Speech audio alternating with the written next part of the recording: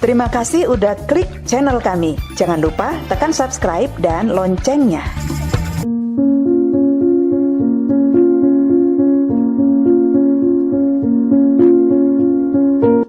Assalamualaikum. Halo Ma, apa kabar? Kami cerita lagi ya Ma. Kali ini tentang perjuangan ribuan perempuan yang disterilisasi paksa hingga nggak bisa punya anak. Tangan dan kaki diikat, dibius, lalu dioperasi. Kisah tentang kebijakan semacam KB di masa pemerintahan Presiden Peru berkuasa saat itu, Alberto Fujimori. Serafina Yela Quispe suatu ketika terbangun di kamar mayat rumah sakit di Cusco di dataran tinggi selatan Peru setelah dia dinyatakan meninggal dalam operasi untuk mengikat saluran tuba Falofi di rahimnya. Serafina saat itu berusia 34 tahun dan mengaku gak pernah menyetujui operasi yang dijalaninya tahun 1997 itu. Pada tahun yang sama, dan di rumah sakit yang sama, Victoria Huaman diduga diberi anestesi dan terbangun beberapa jam kemudian tanpa menyadari bahwa ia telah menjalani prosedur sterilisasi pada usia 29 tahun. Rudesinda Quila berusia 24 tahun ketika dokter mengatakan kepadanya bahwa dia tidak akan diizinkan untuk mendapatkan akta kelahiran untuk putra keempatnya, kecuali ia setuju untuk menjalani operasi sterilisasi. Perempuan itu menolak, tapi ia lalu dipaksa kembali ke ranjang rumah sakit. Tangan dan kakinya diikat saat ia disuntik dengan anestesi dibius. Quila bangun beberapa jam kemudian diberitahu oleh staf bahwa ia tidak akan pernah melahirkan seperti hewan lagi. Kejadian itu dialaminya pada tahun 1996. Demikian penuturannya dalam akun pribadinya yang sekarang digunakan sebagai bukti hukum. Ya Allah, Mak. Ngeri kali ya Mak. Ngeri kali ceritanya. Bagaimana kasus pemaksaan sterilisasi sebagai cara ber-KB. Mereka hanyalah sebagian kecil dari ribuan perempuan yang mengaku dipaksa untuk menjalani sterilisasi pada tahun 90-an dalam rangka program pengendalian penduduk atau semacam program KB di Indonesia pada masa pemerintahan Presiden Peru berkuasa Alberto Fujimori. Kini, pengadilan di Peru akan mendengarkan cerita mereka untuk pertama kalinya untuk mempertimbangkan apakah mereka bisa mendapatkan keadilan dan kompensasi setelah perjuangan hukum selama 25 tahun. Kini kita pun bisa mendengarkan suara mereka. Kasus apa yang diperjuangkan? Lebih dari 270.000 perempuan dan 22.000 laki-laki. Kebanyakan dari mereka adalah komunitas masyarakat adat Quechua dan berasal dari keluarga berpenghasilan rendah. Keluarga kurang mampu, disterilisasi antara tahun 1996 hingga tahun 2001, menurut data resmi Kementerian Kesehatan Peru. Program pengendalian kelahiran semacam program KB di Indonesia pada masa Presiden Soeharto di Peru dikenal sebagai Operasi Kontrasepsi Sukarela. Kebijakan ini disosialisasikan sebagai bagian dari kebijakan anti kemiskinan yang bertujuan untuk menurunkan tingkat kelahiran di kalangan keluarga miskin. Keluarga kaya enggak kayaknya? Itu masalahnya. Pemerintah menyatakan prosedur tersebut dilakukan seizin para pasien.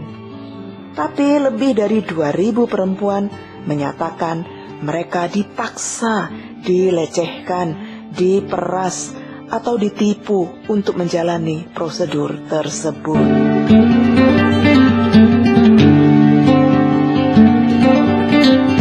Jaksa Peru menuduh Presiden Fujimori dan anggota kabinetnya bertanggung jawab dalam pelaksanaan program keluarga berencana massal tersebut.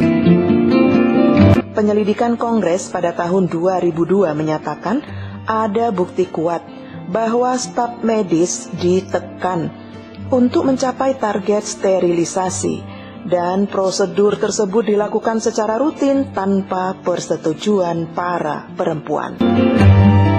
Laporan itu mengatakan perempuan adat, banyak dari mereka hanya berbicara bahasa Quechua, menjadi sasaran program secara tidak proporsional yang mendiskriminasi mereka. Sebagian besar tidak menerima perawatan pasca operasi yang memadai, dan beberapa meninggal akibat masalah kesehatan dan komplikasi. Beberapa kelompok yang mewakili para korban percaya bahwa kebijakan negara itu dilakukan berdasarkan diskriminasi dan rasisme dan menyebabkan kematian sedikitnya 40 perempuan karena operasi sterilisasi pengikatan saluran tuba falopia.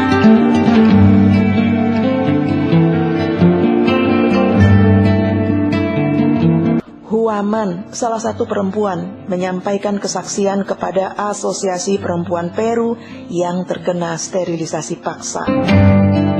Pengakuannya digunakan oleh jaksa sebagai bukti hukum. Huaman mengatakan dia baru mengetahui apa yang terjadi setelah merasa mual dan mengunjungi klinik lokalnya di desa Zurite. Sedihnya kan, Mak, Huaman mengatakan suaminya menyalahkan dia atas operasi yang dipaksa itu dan akhirnya meninggalkan dia dan ketiga anaknya. Aduh, kurang ajar juga laki-laki ini. Korban lainnya, Quila, mengatakan, saya masih dalam kondisi sadar ketika mereka membedah saya. Setelah kelahiran anak keempatnya, Quila mengatakan para dokter di kota Anta memberitahu ia dan suaminya bahwa mereka melahirkan seperti babi. Suami saya dibawa dari pertanian tempat dia bekerja oleh petugas polisi. Mereka mencoba memaksanya untuk menandatangani persetujuan. Ketika suami saya menolak, mereka mengancam akan menangkapnya. Begitu kata Quila. Quila mengatakan dia takut dan mencoba melarikan diri dari klinik, tetapi tangannya digenggam, tangan dan kakinya diikat, lalu ia diberi suntikan dengan obat penenang. Saya masih terjaga ketika mereka mengiris perut saya. Saya merasakan sakit yang luar biasa dan menjerit. Jadi mereka memberi saya suntikan lagi, kata Quila dalam kesaksiannya. Mengapa kasus ini berjalan lama sekali ya, Mak? Meskipun kisah para perempuan ini telah diketahui selama lebih dari 2 dekade, ini adalah pertama kalinya cerita mereka sampai di pengadilan Peru. Sejauh ini, Peru telah mengakui tanggung jawab negara atas kematian Maria Mamarita Mentanza Chavez setelah Komisi Hak Asasi Manusia Inter-Amerika meminta penyelidikan. Mestanza yang merupakan perempuan pribumi berusia 33 tahun meninggal dunia beberapa hari setelah operasi pada tahun 1998 karena kurangnya perawatan pasca operasi. Aktivis mengatakan korban dipaksa menjalani operasi. Kasus ini awalnya ditangguhkan oleh jaksa provinsi, tetapi pada 2010 Komisi Hak Asasi Manusia Inter-Amerika meminta Peru untuk menyelidiki dan menghukum mereka yang bertanggung jawab atas kematiannya. Selama bertahun-tahun, 3 investigasi kriminal terhadap mantan Presiden Fujimori dan mantan pejabat kesehatannya telah dibuka dan kemudian disimpan dengan alasan tidak cukup bukti. Alahai, ajablah kita, Mak. Fujimori dipenjara sejak tahun 2007 karena korupsi dan pelanggaran hak asasi manusia. Tetapi dia dibebaskan pada 2014 dari segala pelanggaran yang terkait dengan program sterilisasi. Bebas dia, Mak. Selamat pula kawan ini. Pada 2018, jaksa mendakwanya dan mantan Menteri Kesehatan berdasarkan tuduhan 2074 korban, termasuk 5 orang yang telah meninggal dunia. Namun persidangan nggak bisa berjalan sesuai rencana, Mak. Karena nggak ada penterjemah yang dapat membantu para perempuan Quechua. Banyak dari mereka nggak bisa berbahasa Spanyol, hanya menggunakan bahasa lokal mereka. Aduh, kasihan pula, alahai. Penundaan yang memalukan. Juru bicara Asosiasi Perempuan Peru yang terkena sterilisasi paksa mengatakan kepada bbcnews.com bahwa penundaan penyelesaian kasus ini nggak bisa dijelaskan dan memalukan. Sudah 25 tahun sejak sterilisasi dimulai. Kasus tersebut menghabiskan 16 tahun di kantor kejaksaan dan diarsipkan serta dibuka kembali. Ini adalah kejahatan terhadap kemanusiaan, kata juru kampanye tersebut. Sterilisasi paksa dianggap sebagai kejahatan terhadap kemanusiaan menurut hukum internasional. Kejahatan kemanusiaan. Bagaimana pendapat Anda, Mak? Ngeri ya, Mak? Kasus pemaksaan sterilisasi, pemaksaan agar perempuan gak hamil lagi, memakan begitu banyak korban. Dan korbannya adalah perempuan, Mak, perempuan. Komentar ya, Mak. Terima kasih udah nonton. Jangan lupa tekan subscribe dan tombol loncengnya biar dapat update dari kami.